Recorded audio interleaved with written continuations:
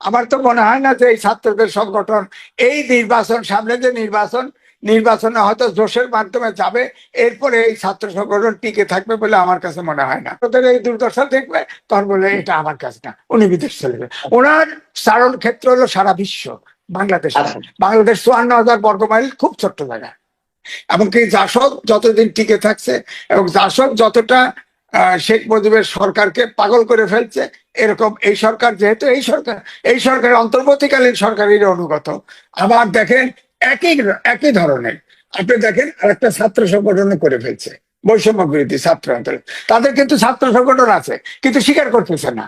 বা স্বীকার না করলে কি হবে? ছাত্রলীগও তো আওয়ামী লীগের অঙ্গ সংগঠন না, ভাতৃপ্রতিম সংগঠন ছিল, কিন্তু হেলমেট তো ঠিকই লাগাইছে। হেলমেট তো ঠিকই লাগাইছে। ছাত্রলীগকে আওয়ামী লীগের আগে কিন্তু রয়েছে না, হেলমেট পরে সব জায়গায় নামছে না। এখানে কিন্তু তারা নামছে। অর্থাৎ পুরানো যে ধাস, পুরানো যে রাজনৈতিক দলের যে আচরণ, ঠিক আজকে আমি পার্থক্য কোথাও দেখি নাই, কোথাও দেখি নাই। সুতরাং পুরানো দলগুলোর যে অতীত ভবিষ্যৎ যা হয়েছে, এদেরও তাই হবে বলে আমার ধারণা।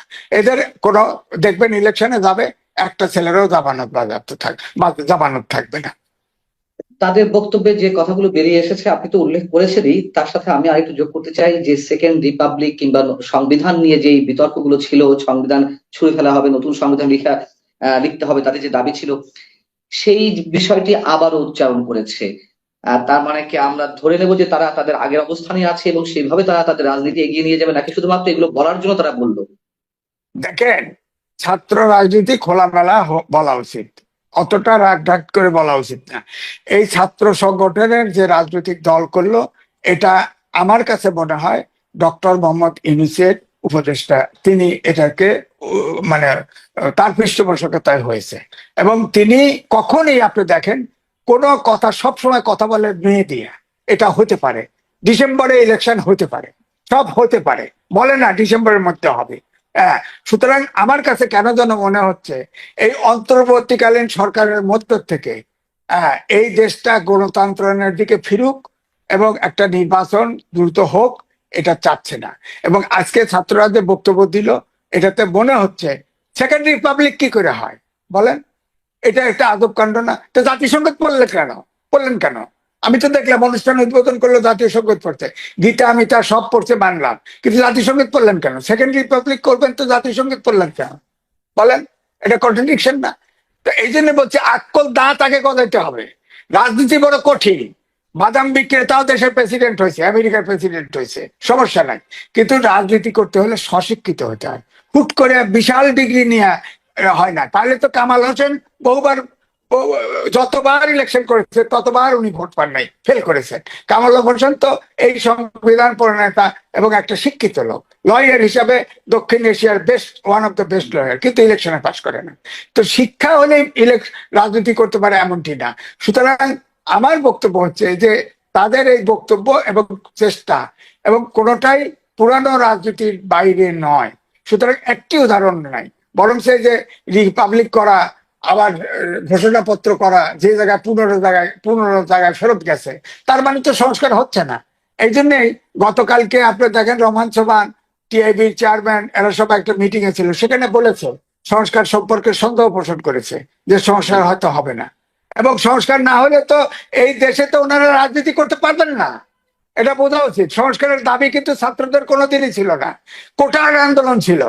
সংস্কার হচ্ছে, এটা তৈরি করা হয়েছে, এটা অন্তর্বর্তীকালীন সরকার থেকে এটা সৃষ্টি করা হয়েছে।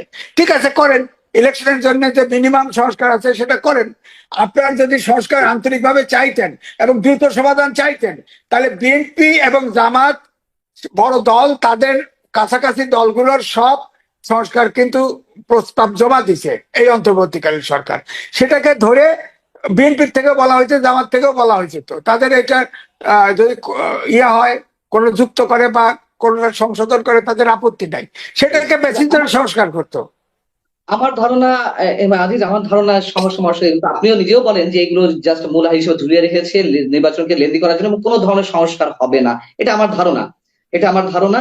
আমার যে প্রশ্নটি এই মুহূর্তে আপনার কাছে, যে আমি সরাসরি নাম ধরেই বলি, এটি যে কিংস পার্টি হিসেবে এই দলটি আমাদের সামনে এলো, এটা অনেকেই মনে করেন, আপনি নিজেও বললেন এমনকি বাংলাদেশে এই মুহূর্তে সবচেয়ে বড় যে রাজনৈতিক দলটি বিএনপিও এটিকে কিংস পার্টি হিসেবে সন্দেহ প্রকাশ করেছে এবং তারা বলেছে যে এটা হয়ে থাকলে এই সরকারের অধীনে কোনো নির্বাচন সুষ্ঠু হতে পারে না বা নিরপেক্ষতা হারাবে।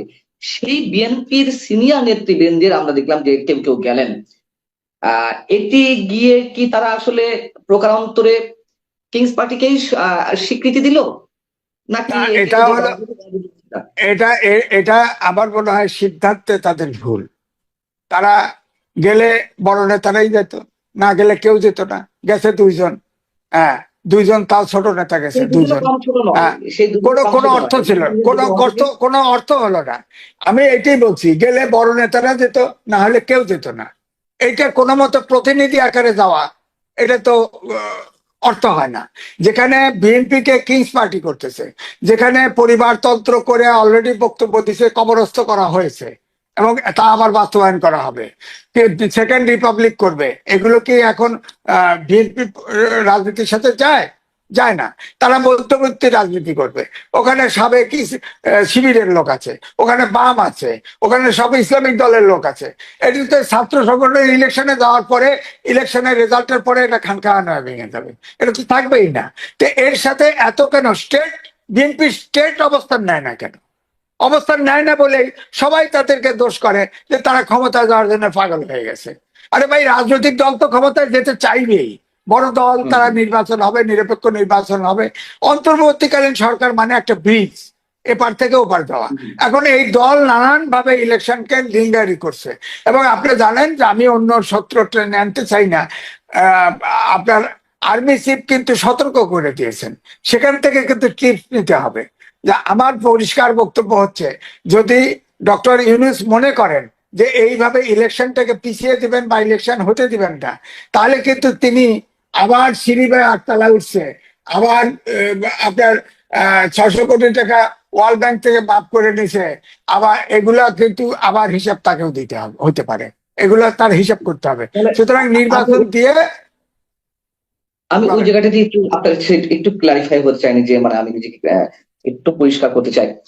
বিএনপি কি এটি আরো একটি ভুল করলো এই রাজনীতি, মানে তাদের যে প্রতিনিধি পাঠানো হলো, তারা কি স্ববিরোধী অবস্থানেই থাকলো, যে আত্মপ্রকাশ অনুষ্ঠানে গেল, আবার এদিকে বলছে কিংস পার্টি নির্বাচনে নিরপেক্ষতা হারাবে, এটা কি তাদের স্ববিরোধিতা? না, কিছুটা স্ববিরোধিতা বলতে পারেন। তবে আমার মনে হয় যে এই ছাত্রদের ব্যাপারে দুইজন গেছে, এতে খুব বিএনপি ক্ষতিগ্রস্ত হবে বলে আমার কাছে মনে হয় না। তবে এটা যুক্তিসঙ্গত না। বিএনপি, আমি ওইটাই বললাম, গেলে ভালোভাবে যাওয়া উচিত ছিল, না হলে নাই। হ্যাঁ, তবে যাওয়াটা যাবেটা কেন? যাবেটা কেন? বিএনপি, এই ছাত্ররা কখনো জামাতের সমালোচনা করে নাই, শুরু থেকে বিএনপির সমালোচনা করছে। বিএনপি তাদেরকে, ছাত্রদের সম্পর্কে ইনডাইরেক্টলি ডাইরেক্টলি অনেকেই অনেক কথা বলেছে। সেখানে যায় কেন? যায় কেন? এটা তো এখন পলিটিক্যাল পার্টি, এটা তো তাদের ছাত্র না, এটা পলিটিক্যাল পার্টি। পলিটিক্যাল পার্টি মানে প্রতিদ্বন্দ্বী, পরিষ্কার। ছোট প্রতিদ্বন্দ্বী হোক আর বড় প্রতিদ্বন্দ্বী, আমরা তো আবার সহনশীলতা রাজনীতির কথাও বলি, আমরা পরমত সহিষ্ণুতার কথাও তো বলি। সহিষ্ণুতা কলা কি বাইরে থাকলে সহিষ্ণুতা হতো না? আপনি মাঠে যখন বক্তৃতা দেন, তখন তো সহিষ্ণুতা থাকে না। আপনি তো তাদের সামনে, দুইজন বিএনপির নেতা ছিল ওখানে, তারপরেও কি আপনি ইনডাইরেক্টলি তাদেরকে হিট করে বাদ দিছে বক্তৃতায়? বলেন আপনি। তা আপনি গেছেন কেন লজ্জা পাইতে? আপনি তো উত্তর দিতে পারেন নাই, আপনি তো আঙুল চুষছেন বসে। গেছেন কেন ওখানে অপমান হতে? এই পোলা বলেন, আমি তো বললাম আক্কল জ্ঞান হয় নাই, আপনি ওখানে গেছেন কেন হিসেব করে? না দেওয়াইতে উচিত, না গেলে একরকম হইতো। হ্যাঁ, সমালোচনা হইতো, বিএনপির সমালোচনা হইতো, সমস্যা কি?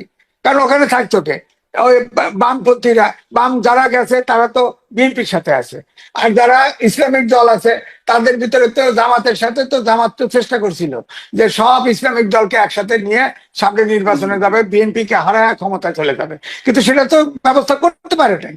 কারণ ইসলামে অন্য, গুগলে সার্চ দিয়ে দেখেছি 79টা সেক্ট। এই জন্য মুসলমান বিশ্বে মুসলমানরা এক হতে পারে না। আপনি বাংলাদেশেও এক হতে পারবে না। কারণ কোন অবস্থাতে জামাতের পলিটিক্স এর সাথে অনেকের, যত ইসলামিক দল টল আছে, এদের কিন্তু আপনার বিরোধ আছে। সুতরাং এটা সম্ভব না। আপনি ছাত্রদেরকে ঠেলে দেন না জামাতের পক্ষে, সমস্যা কি? দুই তিনটা প্রশ্ন আছে। সেটি হচ্ছে যে বিদেশি কূটনীতিকদেরকে ইনভাইট করা হয়েছিল, সেখানে আমরা দেখলাম যে শুধুমাত্র পাকিস্তান এম্বাসির একজন পলিটিক্যাল কাউন্সিলর গেলেন পাকিস্তানের, আর এবং ভ্যাটিকান সিটির ভ্যাটিকান সিটির 50 জন পোপের লোক, প্রতিনিধি কথা বলেছে। 500 লোক পোপের প্রতিনিধি আসছে। হ্যাঁ, তো এই এর মধ্যে আর কি কেউ আমরা যায় নাই। আমরা এর মধ্যে কি বিএনপির আন্তর্জাতিক আছে? না, বিএনপির চাইতে আপনার আমার মনে হয় বিদেশি দূতরা বুঝতে পারছে এই ছাত্রদের ভবিষ্যৎ। হ্যাঁ, ছাত্রদের ভবিষ্যৎ, এই জন্য এখানে যাওয়া না যাওয়া কিছু মনে করে নাই। এবং এটা তারা আসলো না, যে আমি আশ্চর্য হইলাম যে ছাত্ররা তো এই সরকারেরই অংশ, যতই বলুক না কেন সরকারেরই অংশ। হ্যাঁ, তারা কেউ আসলো না। হ্যাঁ, এবং আমাদের বিএনপি ঠিকই চলে গেল, আপনি খেয়াল করেন। তো এই জন্য আমি বলছি যে এটা হচ্ছে যে আপনার বেলুনের মতো, এই ছাত্র সংগঠনটা বেলুনের মতো ফুলে ফেপে অনেক বড় হয়েছে। আপনি দেখবেন এটা স্ফুট হয়ে গেলে ফুস, অর্থাৎ নির্বাচনে যাওয়া পর্যন্ত আছে, এই তাফালিং আছে। আপনার সারা দেশে সমন্বয়কারী শুনলেই একটা ভীত সন্ত্রস্ত অবস্থা তৈরি হয়ে গেছে। এরে উঠাও, এরে নামাও। এই যে আজকেও বললো যে আপনার পরিবারতন্ত্র কবরস্থ করব, ভাষা নাই। ভাষা এটা কি রাজনৈতিক ভাষা নাকি? পরিবারতন্ত্র রাজনীতির থেকে সরাবেন, এটা বলেন, ভদ্র ভাষায় বলেন। কবরস্থ করবেন, এইসব ভাষা কি? কবরস্থ করবেন, পদদলিত করবেন, এটা নামাই দেবেন। হ্যাঁ, সংবিধানকে হ্যাঁ, কবরস্থ করে, পরিবারতন্ত্র কবরস্থ করে। এটা কি রাজনৈতিক ভাষা বলেন? কবরস্থ করবেন, এর কি রাজনৈতিক ভাষা?